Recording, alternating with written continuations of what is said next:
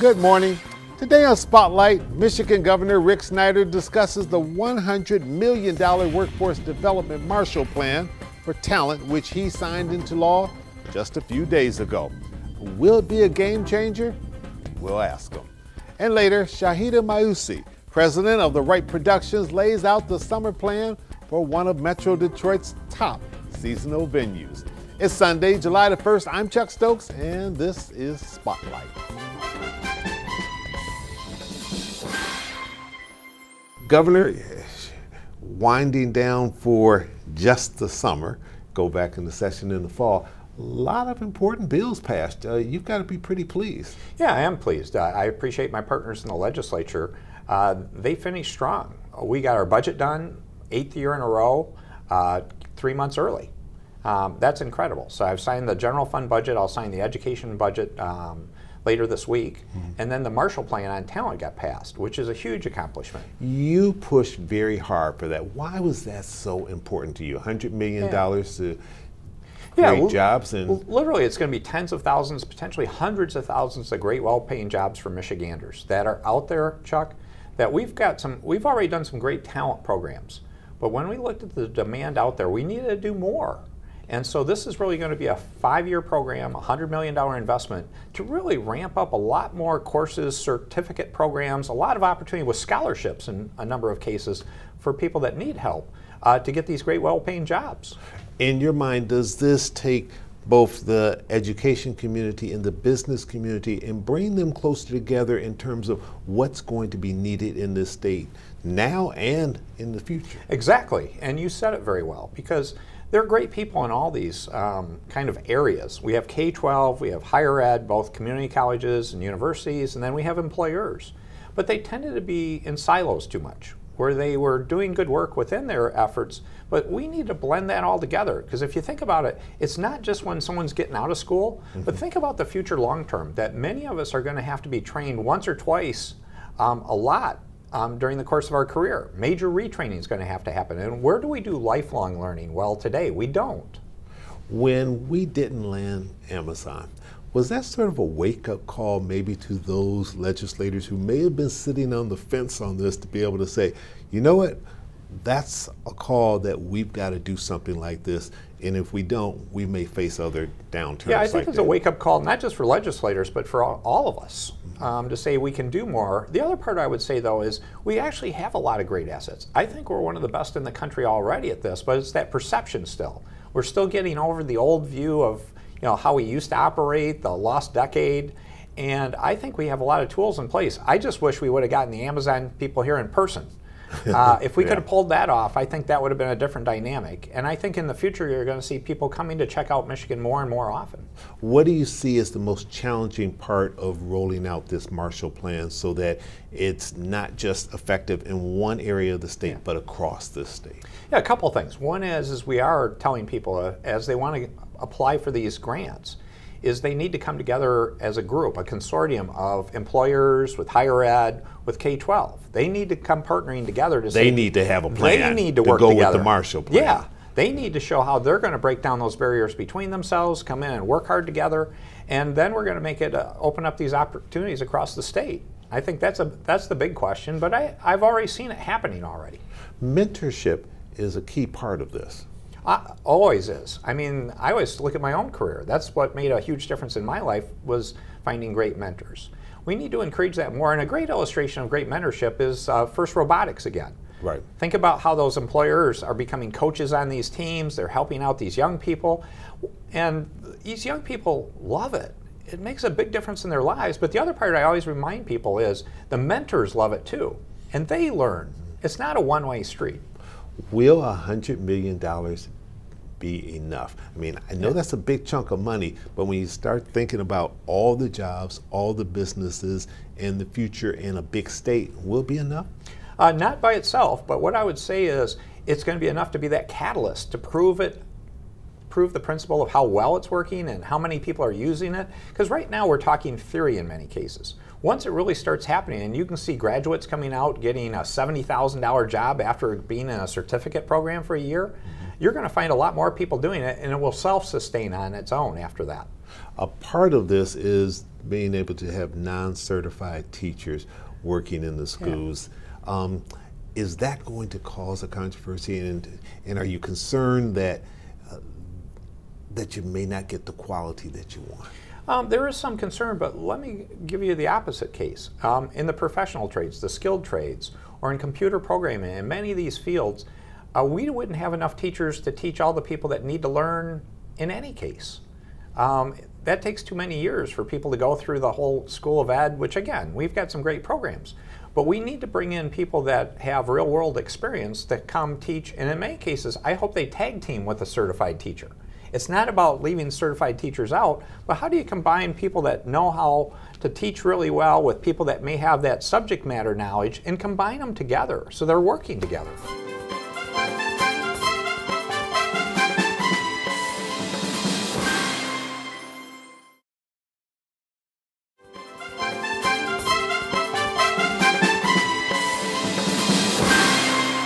Trades are a key part of this, and you've got hopefully a bridge, a new bridge coming online.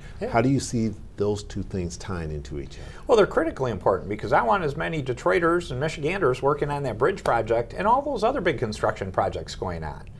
We actually are going to have a lot of demand for construction over the next 5-10 years, I hope, in this area. Just look around. And we need to have more people with those skill sets. So that's why it's important we ramp up these programs now, because it does take some time to get those skills. I know we're running real tight on time. A sort of a sidebar to this.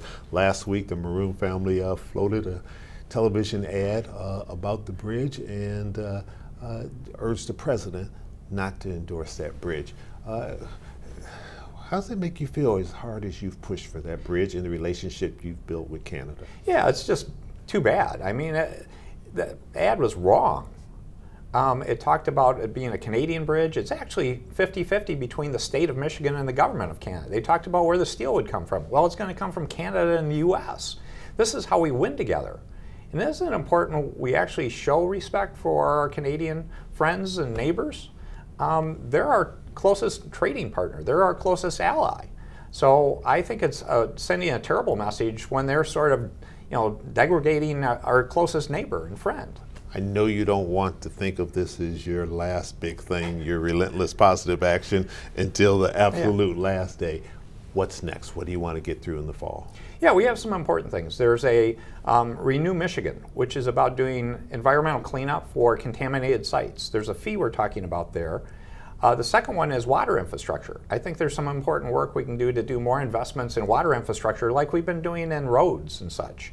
So those are important things for the long term in Michigan's future. All right, Governor, Great thank you for sitting down with us. Thanks. All right, have a good 4th of July. And coming up on Spotlight, an interview I did recently at our downtown studio with Shaida Mausi of Detroit's world famous Chene Park. We'll be right back.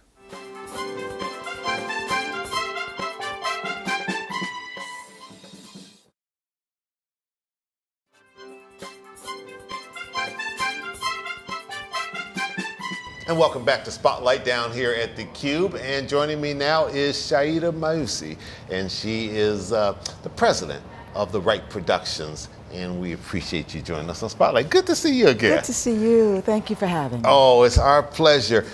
This is your busy season. Chene Park, all of the entertainment that's coming down there.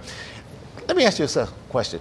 Would it be a fair comparison to say that Chene Park is Detroit's Hollywood Bowl? Oh, absolutely. Yeah. Absolutely. Chene Park is world renowned. We actually rank in the top amphitheaters of the world. And Detroit is, we kind of take what we have in Detroit for granted. Yes, but Chene Park is ranked, and it's a major facility that artists love to come to. Oh, I would think so. I mean, it's a wonderful venue. It's right on the riverfront. It's on an international border, so it's not just an attraction to Detroit, but also from Canada as well. You started your season about a month ago, but you're just really moving into the heart and soul of it because it's summertime and some of the biggest acts are yet to come. Oh, yeah. And we're so excited to have so many wonderful acts coming to Chene Park this season. One of the ones that I'm really looking forward to is to welcome Patti LaBelle and Kenny Edmond Babyface coming back to Chene Park. Those are big names. Those are big names, but that's going to be a great show. The two of them together is going to be really, really special. And then we've got Lincoln First Listen presenting Neo and Brandy at Chene Park. That's going to be special. It's going to bring the crowds out. Not only going to bring some crowds, but you're going to see the spectacular presentation that night. Then we've got Twisted, a Flock of Seagulls coming, and the Romantics are coming. It's going to be an eclectic night at Chene Park of lots of old good rock. You got a lot of good acts. I know that Kim, our very own Kim, born and raised Detroiter, is going to be performing at Chene Park again. He's performed there before, but he's coming back with a special benefit for the National Association of Black Journalists that are having their national convention here, first time in I think 25 years. So that's going to be a big night. And then, of course, you're capping it off with Earth, Wind, and Fire. I'm excited. I'm excited. And a whole lot of other Detroiters are. And also, Sheila E. is going to open for Earth, Wind, and Fire. The last time she was at Chene Park, she just slayed the audience. She left in tears. The audience was hoarse from shouting. It's going to be an amazing night. Sheila E. opening for Earth, Wind, and Fire, The Elements at the River. You don't want to miss that one. Shaida, you have been involved with Detroit for so long. I mean, you've worked in city government, you've worked out of city government, you know the fabric, you know the players in this town. You've watched it grow. You've been over Chene Park for about 15 years now. Talk about the evolution of the park as it relates to the city and the changes that are going on and why this is significant for Detroit right now. Well, Chene Park is about 33 years old now, and it's gone through an evolution. It's been built out 3 times. Created during Coleman Young's administration. It was. It was created first during the Young administration when he wanted to see whether, you know, there was a need for this in our town. And I had the privilege of bringing Carmen McRae and Wynton Marsalis the first year that Chene Park was just a hill. There were no seats. You know, and it was raining. Right. And you still had a crowd. 6,000 people came with umbrellas and sat on the hill. Wow. And the mayor said, we might have we something got something here. Let's put some seats in there. He did. Now, he wanted it to be as big as Pine Knob, as it was called at the time. Right. We didn't get that big, which is really kind of good because Chene Park is intimate, you know? Yeah. There's not a bad seat in the house. We're all there together. It's really community. And for music, it's intimate not just for the people who come to enjoy it, but also for the entertainers. I would imagine that they feel like they've got a close connection there. It's not such a big amphitheater that it feels almost as though they're singing in a gigantic hall. Right, and with the boats coming in the background. So a lot of our entertainers really just love Chene Park and feel like it's home. And for folks who come there for the first time, they're blown away. Absolutely. Now, talk a little bit about, because this is a competitive business. Yes, it is. And as Detroit is changing, as more people are coming to downtown, they've got more venues, more options. You've got more competition too, whether it's the casinos on this side of the river, casinos on the other side of the river, and then just competition from Metro Detroit, you know, Macomb and Oakland and all of this. So I know you've had to step up your game just to make it competitive. How do you find your niche and make sure that you're still a viable, great attraction and you can do business, because it is a business, it is. But at the same time, not get swallowed up in the midst of all this? Well, Chene Park has a cadre of really loyal fans. And some of the things that we've been doing at Chene Park, we've been doing for 30 years. We've been doing the Wednesday night jazz series for 30 years. So that's a Detroit tradition, and that's an anchor. For a lot of people, it's what people do in the city of Detroit in the summer. You go to Chene Park on Wednesdays. Right. But on the weekends, we mix it up a lot. And we're inviting more people to come back to Chene Park. If you've been there before, maybe you were there when the White Stripes were there. We want, or Lincoln Park, we want people of all different ethnicities to come and enjoy. And that diversifies the crowd. Absolutely. You know, the crowd that comes in for a particular entertainer is not necessarily the same crowd that's going to come in for the jazz. And we want to mix it up. We want to make there be something for everyone at Chene Park. We've got Bollywood folks coming. We've had Los Tigres there at Chene Park this year, in addition to Earth, Wind and Fire and Patti LaBelle and Neo. You know, we mix it up, and Detroit is a great music town.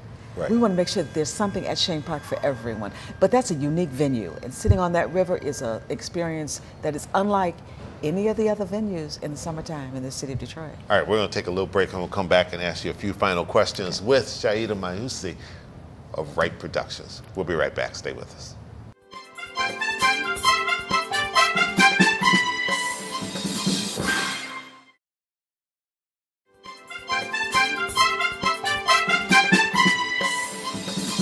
And welcome back to Spotlight. Shaida, not just the venues of entertainment are changing, but the neighborhoods are changing. And the area around Chene Park is becoming even more of a neighborhood. The pros and cons of that, and what do you see as the pluses and the minuses?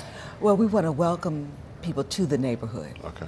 The East Riverfront Association is a vibrant community, and we have businesses in the area. We also have residents in the area, and new folks coming in all the time. So we want to welcome them to the neighborhood, from the apartment and the condos to, you know, townhouses in the area. It's a good thing, right? But this also gives you a walkable community that people can walk to great world-class entertainment in their own backyards. Sure. So that's great. But we also recognize that, you know, people used to park all over the East Riverfront when you came to Chene Park. You can't do that You can't do that anymore. You need to make sure that you're parking in lit, secured parking, which we are providing directly across the street from Chene Park, or that you participate with some of the other establishments in the area. The Rattlesnake Club.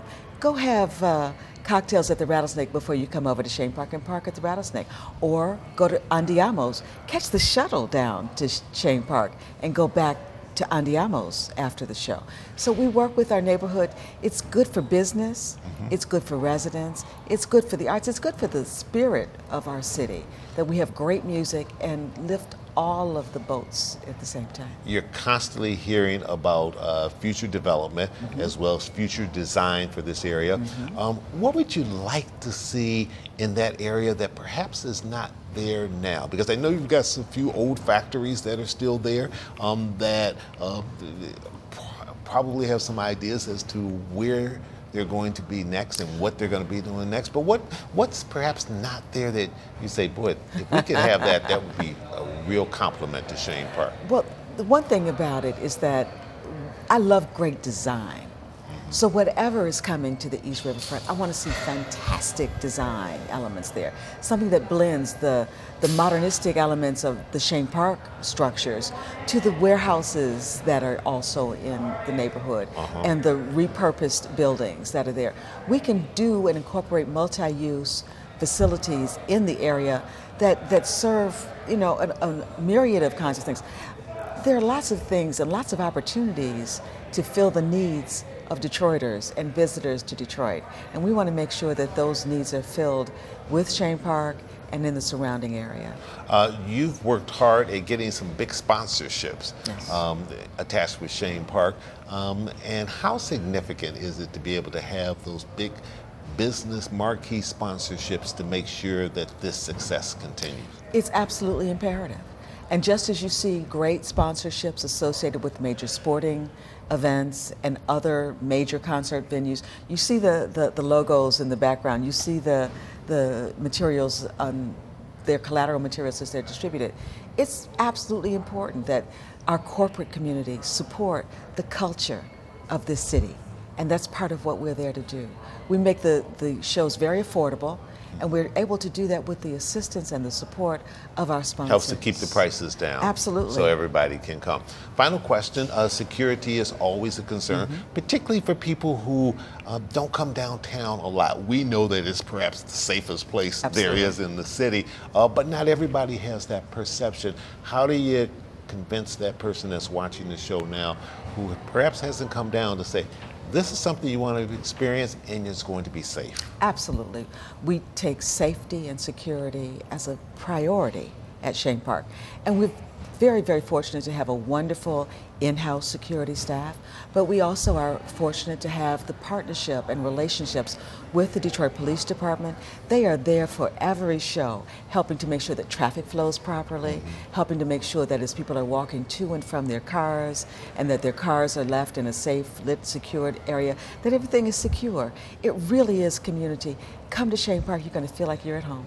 All right, and you told me you saw a few things when you took a recent tour of the Hollywood Bowl that you'd like to steal a few of those ideas and incorporate them into Chene Park. And I'm already doing that. But on the other hand, they don't have the canopy that we have. So our shows go on rain or shine at Chene Park, right? Never a show canceled. All right. Shaida, thank you so much. Always good seeing you. Keep up the good work, and best of luck with this season. See you at the Earth, Wind, and Fire. I'll be there. All right. Chene Park keeps Detroit's rich musical heritage humming along. Next week, an in-depth interview with the retired Chief Judge of Michigan's Court of Appeals.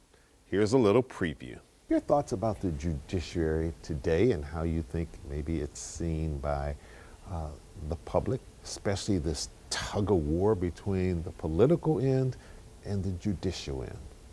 You see it more, for interestingly enough, at the federal court level with President Trump in the last year or so, I believe, than you do, let's say, in Michigan. Our judges in Michigan have been calling the balls and strikes, I think, appropriately. They're doing the very best they can. I know a liberal Democrat colleague who would look at something and say, that's not what where the law is, so I can't go there. I have to follow the law. Almost universally. Certainly on the Court of Appeals, that was the approach. I can't speak to the private deliberations of the Supreme Court, but I know that was true for our court. Are there some judges here in Michigan that you would like to see nominated to the Supreme Court to fill the vacancy of Justice Kennedy, if you could make that appointment? Yes, there are some, and some whose names have not necessarily surfaced, but I can tell you and I'm not going to get in trouble by naming one or two and then forgetting the third one. Okay. But there are some wonderful judges on the Court of Appeals of Michigan, on the Sixth Circuit Court of Appeals, and certainly of our Michigan Supreme Court. They would do a great job. Just outstanding. All right, don't want to give you any names. I don't want to get in trouble. Okay. All right, we don't want to get you in trouble. Let's talk a little bit about this McConnell rule. I realize that that's on the federal level. It's certainly being debated right now whether or not an appointment to the Supreme Court should be made in an election year. Not a presidential election year, but it is a key election year where the balance of the Senate could change, and their role is advise and consent on whoever is nominated to the court. Let's state the obvious. Since I'm retired now, I'm entitled to have an opinion on some things that I probably shouldn't otherwise. Whoever's got the votes wins the game. And right now, McConnell has got the votes, and all you need is a majority, and so of 51. So I think it's going to happen. Retired Chief Judge Michael J. Talbot, next week on Spotlight. That's it for today. Have a safe 4th of July holiday. I'm Chuck Stokes. Good day.